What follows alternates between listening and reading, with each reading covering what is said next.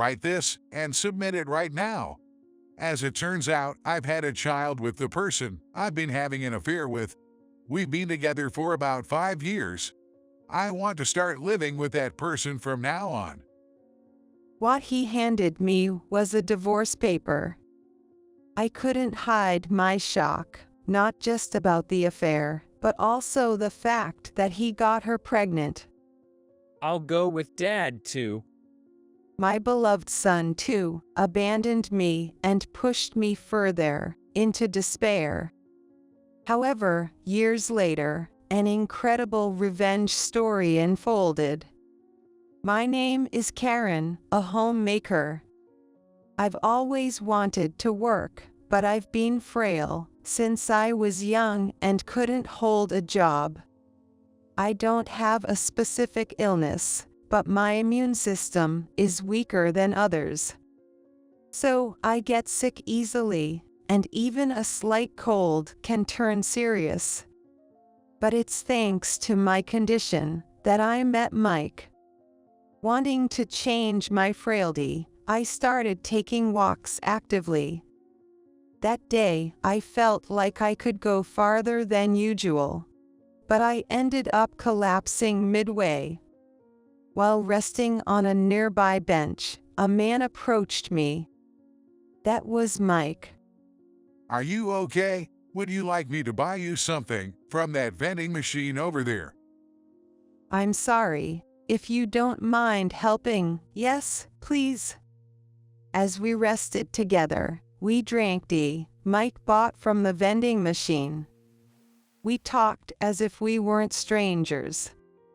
We exchanged contact information and started seeing each other frequently, eventually becoming lovers. Throughout our relationship, he always cared for my health, so I felt secure. Our relationship went smoothly, and we got married. I believed Mike, being such a kind person, would surely make me happy. But as we spent more time together, his true nature began to show. Whenever something happened, he started making sarcastic comments about my frail health. I wanted to do well in cooking and household chores, since I wasn't working. I put my all into making sure Mike could rest properly when he came home. I tried various recipes, thinking about nutrition. However, Mike never commented on whether the food was tasty. "Hey, how about today's stew? I really tried my best." Oh, right." That was about all the conversation we had during meals. Moreover, he would gulp down his food without properly chewing. I wished he would savor it more, but I thought maybe he was just hungry, so I didn't say anything. After finishing his stew, Mike looked at my plate. "There's still some stew left. Do you want me to get you some more?" "No, I'll take that." For some reason, Mike took my portion of the stew. I was stunned, and he looked displeased. "What's the matter? Got a problem? I'll eat the leftovers tomorrow." Wouldn't it be better to get some more now? Why take mine? "Don't talk like I'm stealing. You don't move around much, so you don't need that much, right? I work, so I should be the priority. If you're hungry, just eat some snacks around. That should be enough for you." Hearing this, I was deeply hurt. Indeed, I don't work, and I'm not as active as Mike. But still, as a human, I need to eat to live. I was full of retort, but understood where he was coming from.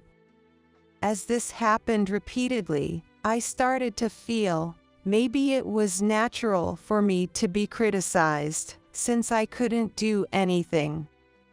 Negative thoughts grew in me.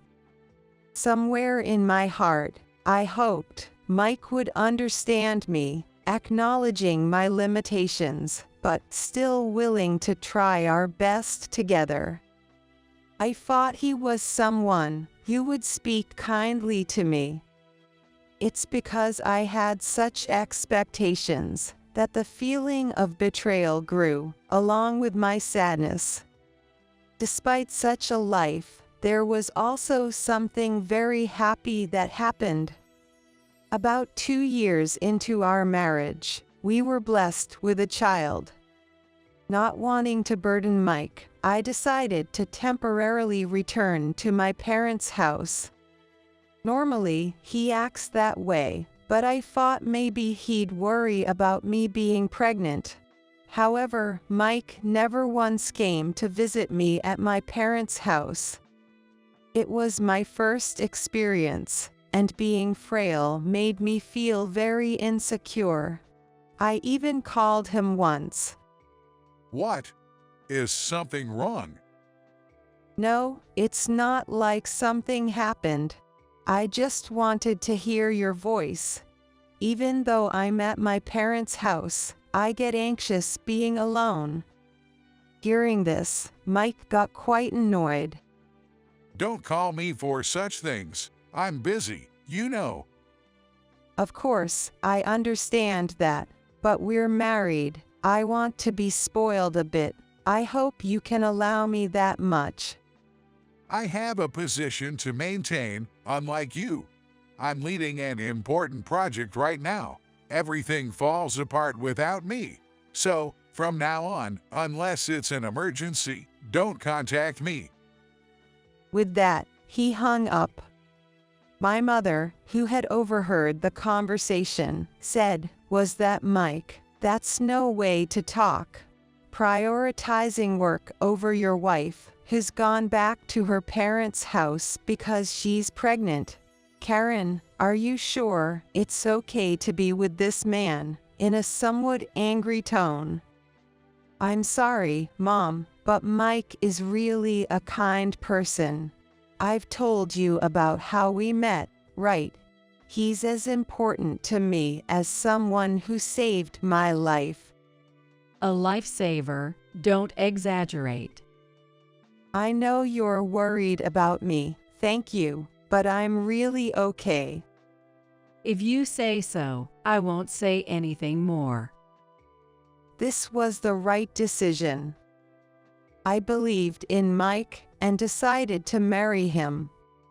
I had to convince myself that this decision was not wrong, or else I felt like I would cry from feeling so cornered. Mike didn't come to see how I was doing during the pregnancy, but after giving birth, he started to help out. Maybe he finds his own child cute. I felt a little relieved. With Mike's help, our son, Chris, grew up healthy and strong. I think we were doing well after that. Mike continued to boast about his work, but I thought it was okay as long as I endured it. Time flew by, and Chris became a college student. He's now studying in medical school. Mike's work became busier, and he started going to the office even on weekends. He must be working hard because I can't work. I was genuinely happy about his efforts. I'll do what I can to make sure he has a delicious meal when he comes back tired. With that thought, I was even more motivated when one day, Mike called me to the living room, saying he had something to discuss. I want you to write this, right now. What he handed me was a divorce paper. Not understanding what was happening, I was shocked. "What do you mean? You want to divorce me?" Yes, actually, I've got a child with someone else. I want to live with that person from now on. "Does that mean you were cheating?" Exactly. You're easy to understand, which helps. You're carefree and rarely go out. so I wasn't worried about getting caught. It was convenient to go out as much as I wanted. I was once seen with my affair partner by a junior at work, but I managed to deceive him by saying she was my wife. I guess we've been together for about 5 years. Hearing about the long period of 5 years made my head spin. Was everything I did for Mike all for nothing? Come to think of it, I've never met anyone from Mike's work. He strongly told me not to go out because he was worried about my health getting worse. I was happy, thinking he spoke kindly, but it was all for cheating, and on top of that, having a child with someone else. Then, write it quickly. I was so shocked, I couldn't say anything, and just stared at the divorce paper in front of me. Then, Mike said with a smirk, You must be feeling insecure without me, right? Because you can't work or have any source of income by yourself. So, I'll give you alimony. You can live off that. What about Chris? Stop being so selfish. I'm going with Dad too. That's when Chris came into the living room. It seems he had been listening to our conversation. Chris. I was stunned and could do nothing but stand there in shock at Chris's words. Mike coldly said to me, I see. Well, that makes sense. It must be unsettling to stick with a mother who can even earn for herself. That settles it. Let's get the divorce over with quickly. This was the final blow. Despite everything, I still loved Mike. I couldn't forgive the affair, but in a way, it's understandable that he found someone else. It's my fault for being incapable. Yet, the reason I wanted to hold on to Mike was because of Chris. Being abandoned by Chris as well plunged me into the depths of despair. But as Mike said, I had no financial power at all. Thinking about Chris needing money to experience various things and grow up made me feel both frustrated and sad, but I had no choice but to comply. Thus, I decided to divorce Mike. Having confidently told my mother that Mike is kind, I couldn't easily return to my parents' house.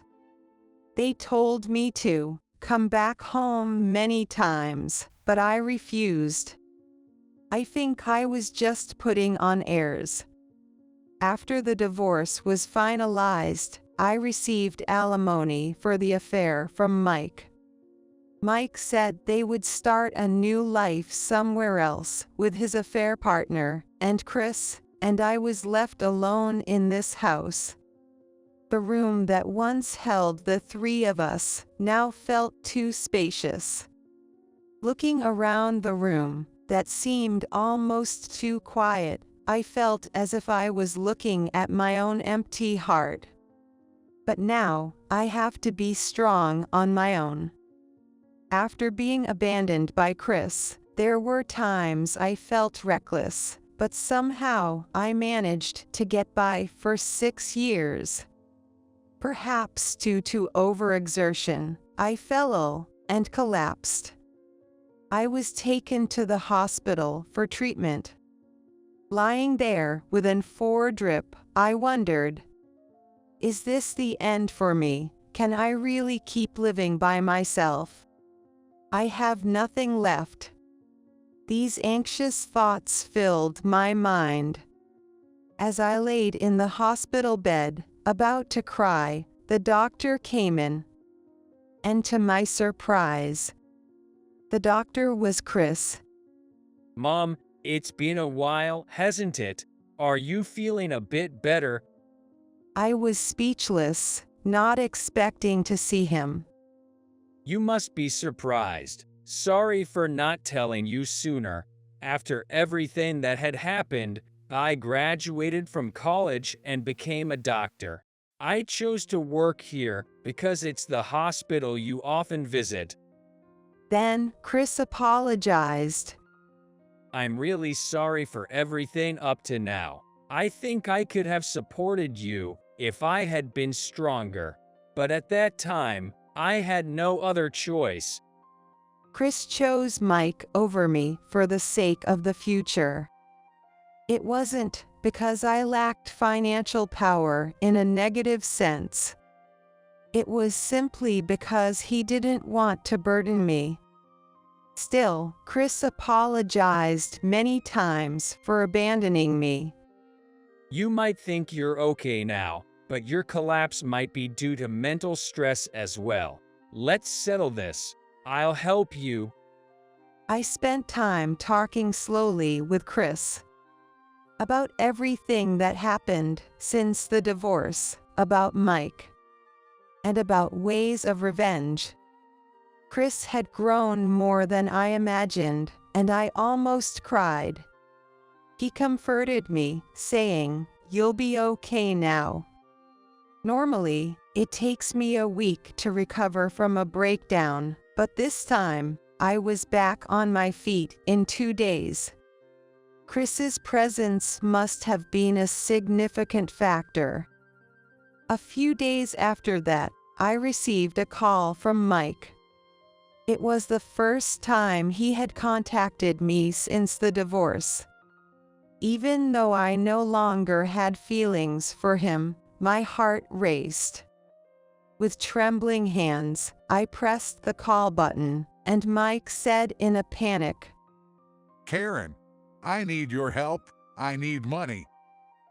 As was the case during the divorce, this man always starts conversations abruptly. The tension from before had vanished into thin air. Mike remained the same, no matter how much time passed. I decided to listen to what he had to say, albeit with a bit of exasperation. What happened? Didn't I just tell you? I need money. Hurry up and transfer it to my account. That's not enough information. Explain properly. Mike seemed quite desperate. When I calmed him down to explain, he started to share his situation. She said she was the CEO's daughter. That's why I could give you alimony and pay for Chris's college fees when we divorced.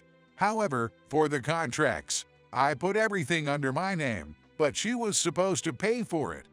And then she vanished without leaving a dime. Hearing that his affair partner and child had run away did not evoke any sympathy in me. It was all his own doing. Hey, it's a terrible story, right? Help me out. You're my ex-wife, aren't you? You used to love me, didn't you? That was in the past. I'm not the same person I was back then. I will never help you. When I made my stance clear, Mike seemed a bit shocked. Don't say that. I don't even have money for tomorrow's meal. Just a little bit would help. Why would you even think to rely on me, your ex-wife? You're right. You were always sick and couldn't work, so you shouldn't have any money. I get that, but you have the alimony I gave you when we divorced, right? Just give that back to me. It should still be there. How long ago do you think that was? Besides, asking for alimony back doesn't make any sense. I'm definitely not going to help you. With that, I hung up the phone unilaterally. I remembered the time when I was pregnant. Back then, Mike had ended the conversation unilaterally.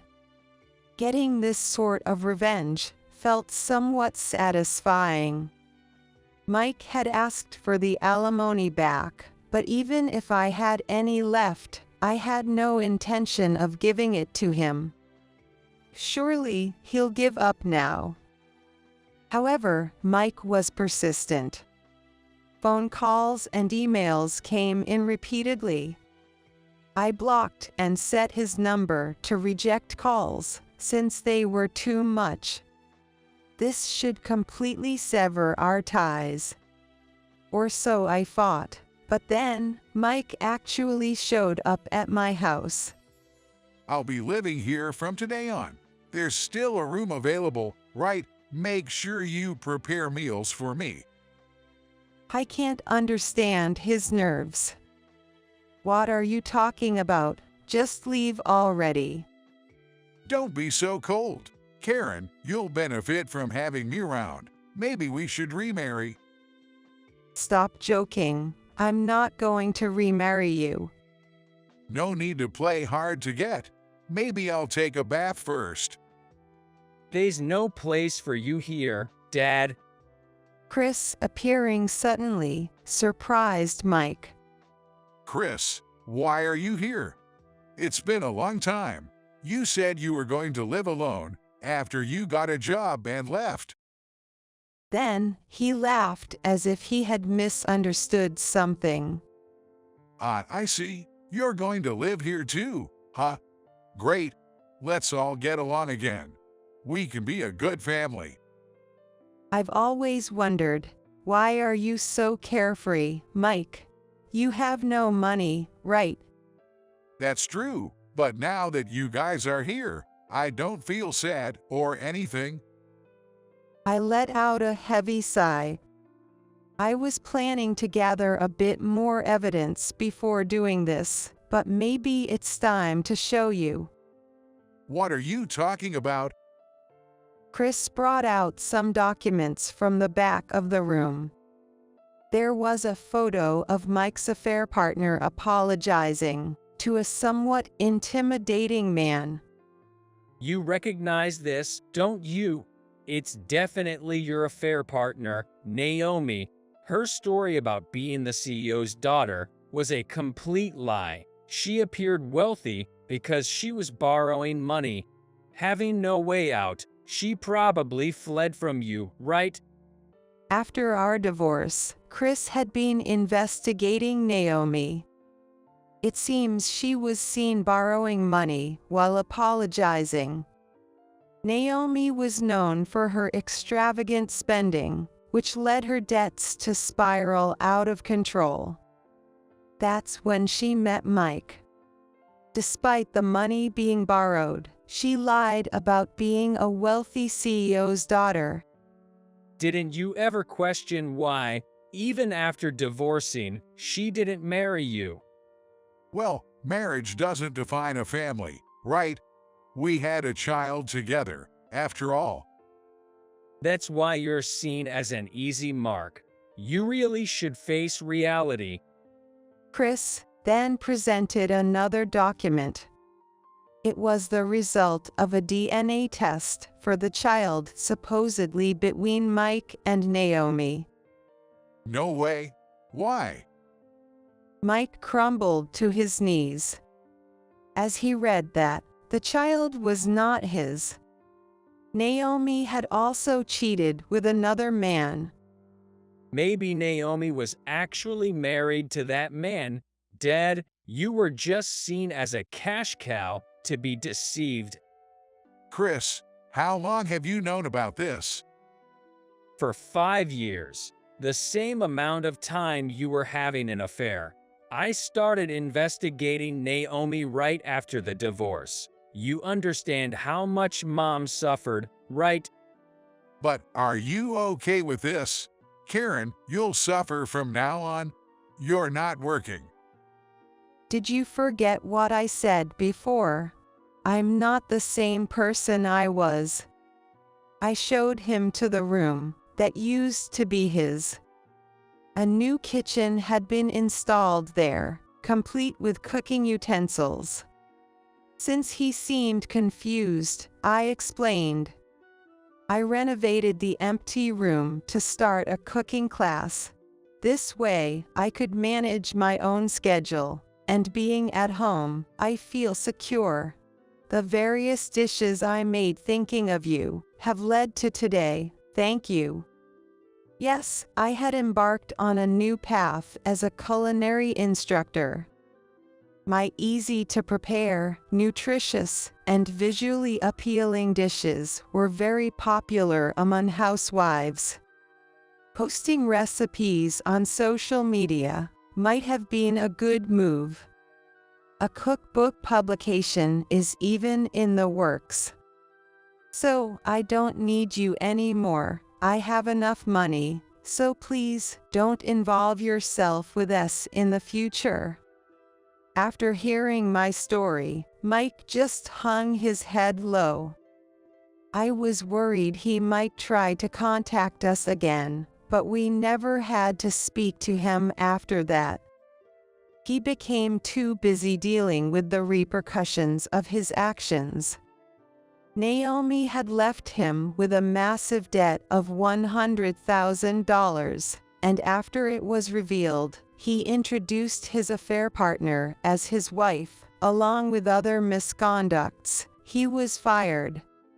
Now jobless, he had to start over, but the world isn't so forgiving to hire someone who's been fired for such reasons.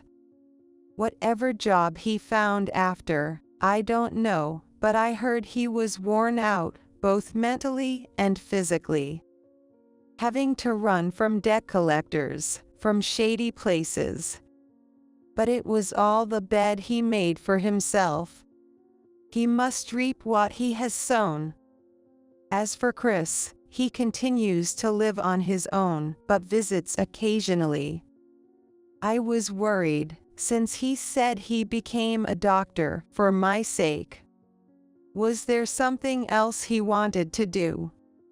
When I mentioned this, Chris laughed and said, Don't worry about it. Sure, you were a factor, but it was my decision. I'll keep working hard. Thank you, just don't overdo it. I am truly grateful to have such a wonderful son. He's my greatest treasure. As for me, I'm continuing my cooking classes without any health issues, enjoying my hobby. Thankfully, it's quite successful, and I'm grateful to everyone. I consider this my second life and plan to enjoy my current lifestyle to the fullest.